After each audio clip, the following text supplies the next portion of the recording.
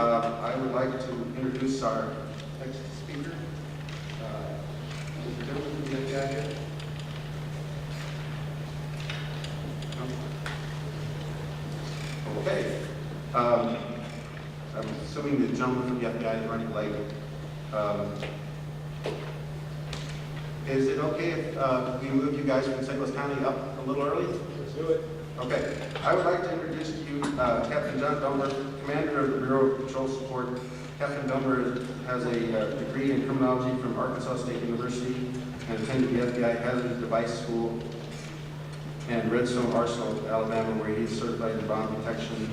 He attended the 228th session of the FBI National Academy, has received 48 awards and letters of appreciation. And he is now the Commander of Tactical Operations and Metro Air Support for St. Louis County. I'd like to welcome him today.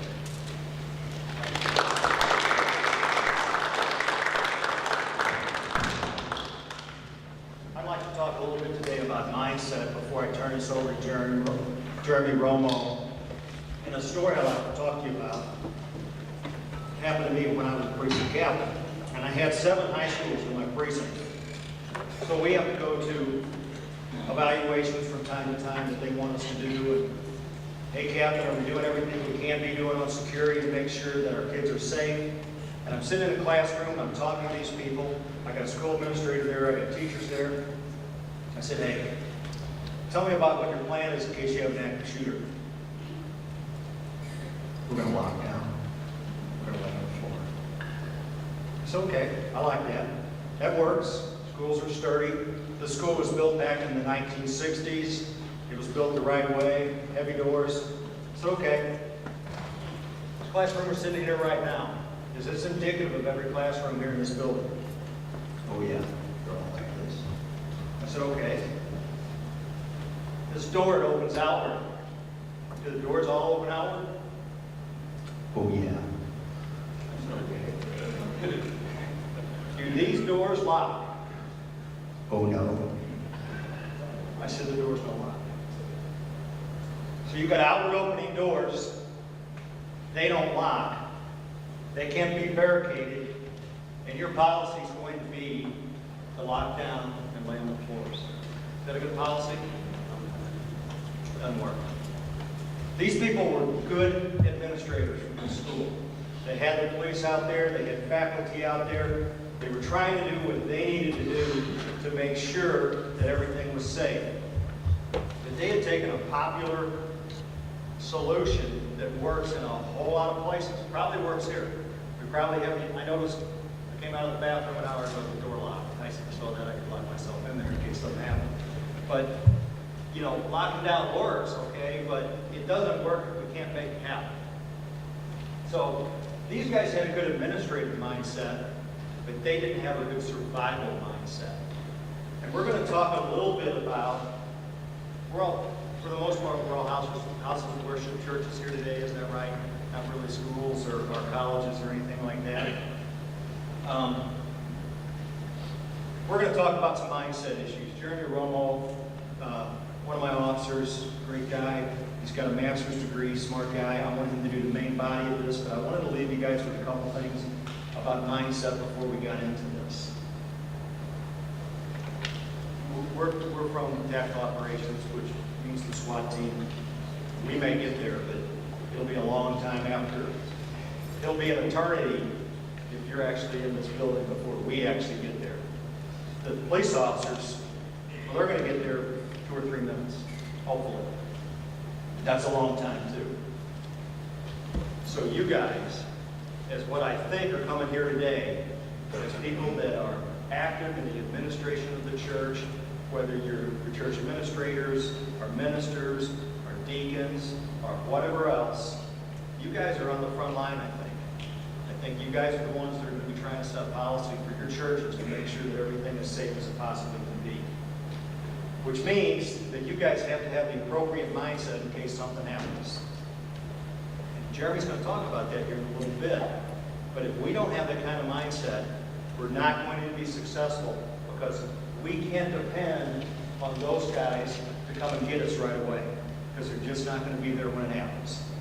They'll come and take care of the problem. They won't be there right away. And typically, when police do arrive, everything shuts down and becomes a barricaded hostage incident. Not always, but hopefully. So it helps when we get there, but you guys are dealing with what happens prior to that. So we need to be thinking about mindset. September 10th, 2001. Somebody acts up on an airplane. Really do some stupid things, they're out of control. Everybody's going to sit there and they're going to say, hey, you know what? We're not the stewardess handle this. They're better off being able to deal with these problems. Mindset. September 12th, 2001. Half the passengers get up and they eat this guy's heart. See what I mean? What's the difference? It was as dangerous on the 12th as it was on the 10th, wasn't it? Difference is mindset. They're not going to be killed sitting in their plane seat, right? That's what I'm asking you guys about. One more thing here real quick. We have to be vigilant. Talking to one of my lieutenants when I was a precinct commander, we were talking about this subject. And we were talking about how to identify threats. And we're going to talk a little bit about that too here today.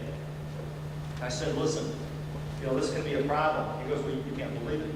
He goes, I was at one of your high schools together not long ago. Before I got promoted, I was a sergeant in narcotics. He said, we were looking for some information on one of the students who'd been flipping some dope, and I was just wanting to go to the principal's office to try to figure out where this kid was. So I walked into one of the major high schools that everybody here would recognize, and he said I was wearing Levi's, an old t-shirt. I needed to shave pretty bad. Now this guy's 6'2", 225, former college wrestler, somebody that 30, 35 years old right at the time. This guy could be a threat. He said, I walked around this huge high school for 25 minutes trying to find the principal's office. Never did find anybody in any principal's office. Nobody offered to help me. And a teacher comes out and finally says after 25 minutes, can I help you? He said, I'm looking for the principal's office. Well, you make 5 lefts, 3 rights, turn full circle, and he's down in that area somewhere. They let him go. I said, Jim, can you imagine how many people you could have shot during that time? He said, shot nothing. I could have beat 25 people to death before anybody would have figured out what was going on. So we have to be thinking about what we can do to protect other people. And you guys are here just for that. You're not here necessarily for yourselves. You're here for the people who go to your church. You're here for your staff. You're here for the little guys who go to the Sunday school, the vacation Bible schools, things like that. You have a responsibility to make sure you're all the way awake. You have a responsibility to make sure that you have good procedures. By the way, lockdown is great if you have the ability to do it. It really is. So we're going to give you some different ideas, talk to you about some survival things, go over just a few statistics to state the problem that we have here. And we can go probably all the way through. We're going to have to rush it. We won't bore you with it if it gets long and you guys start sleeping and quit. But we weren't supposed to start till 11. We were supposed to be done by 12 with some question answers. So with that, Jeremy Romo is one of my tactical officers. We call him operators. He's been in tactical operations for 6 years now. He's very good. He, you know, we think of him, you know, these hands-on guys that go out there and they do the fun stuff. And as I said, he also has a master's degree in criminal justice. He works with veterans intervention programs through domestic violence. He gets it. He's a thoughtful guy and not just a knuckle dragger. So I thought that we'd bring Jeremy out to give you the main body of this. I may jump in from time to time and ask him to explain something in more detail. So with that, Jeremy Romo, thank you.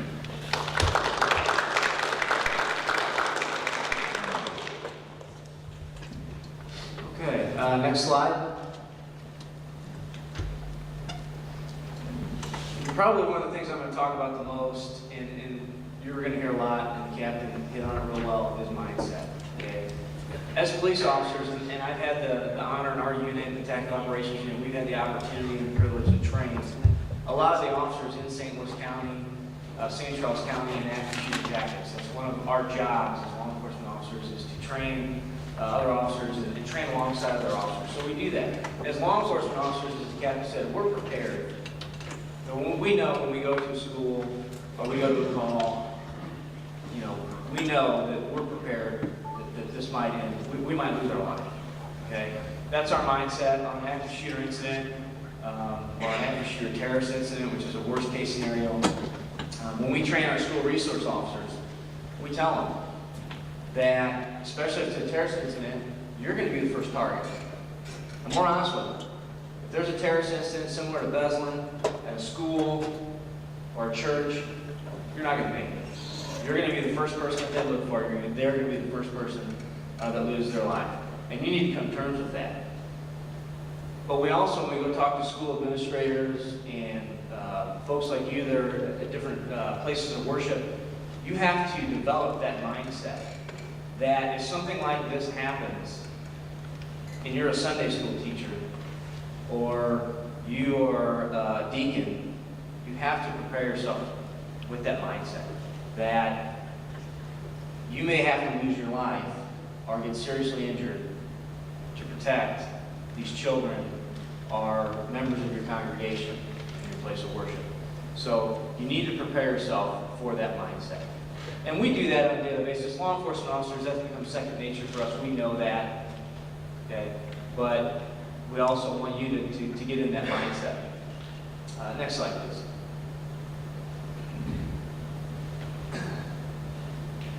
There's been no church arson in St. Louis County in 2008 or 2009. Most notable church violence recently has been Maryville, Illinois. And I'm going to apologize ahead of time.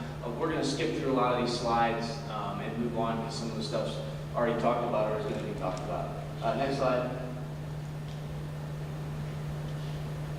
Go ahead to the next slide. Move it up to slide 10. Yeah, slide 10 would be good. Thank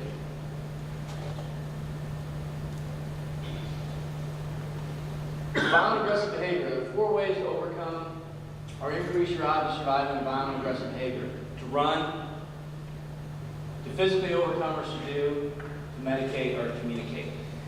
And there is lockdown. We're not here to say that you should never lock down. One of the things that we're going to talk about is an indefinite, we're going to lock down no matter what, and we're just going to hide in the corner and wait for the police to get here is not always the best way to handle these situations. You have to look at it and train yourself and look at it on a case-by-case basis. As the captain said, if your door is open out and you have no way of locking, that might not be the best option based on the situation. Now, if there's a threat outside, and you know that there's a threat outside in the parking lot, then locking down the building so that threat can't come inside may be an option. But it needs to be a case-by-case scenario. A definite lockdown and just sit and huddle in the corner and wait to be killed is not always the best option. Virginia Tech shooting that was mentioned took 9 minutes. It lasted 9 minutes. 32 people were killed. And a lot of that was because he entered rooms and was able to walk with people and just kill several people at one time.